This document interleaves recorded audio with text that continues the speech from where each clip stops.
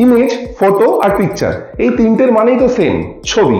এরা হলো একই বৃন্তে তিনটে কুসুম, হিন্দু, মুসলমান, খ্রিস্টান। তো এদের মধ্যে কি কোনো পার্থক্য নেই? অবশ্যই আছে, জেনে নিন। ফার্স্টে আমরা কথা বলবো ইমেজ নিয়ে। আপনি যখন চোখ বন্ধ করে কোনো ব্যক্তির কথা ভাবেন, সেই ব্যক্তির যে চিত্র আপনার মনে ফুটে ওঠে সেটাকে বলা হয় ইমেজ।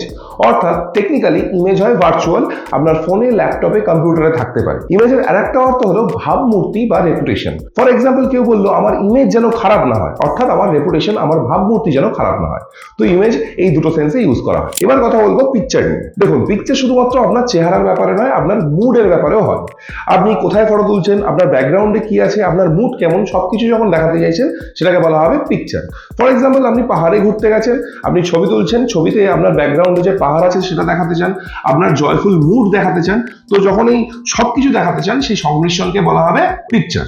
এবার আসছে ফটো। ফটো হয় আপনার শুধুমাত্র আইডেন্টিফিকেশনের জন্য, অর্থাৎ আপনার গভর্নমেন্টের যে অফিসিয়াল আইডি রয়েছে, যেখানে শুধুমাত্র আপনার চেহারা দেখানো হচ্ছে আপনার আইডেন্টিফিকেশনের জন্য, সেটাকে বলা হয় আমাদের ফটো।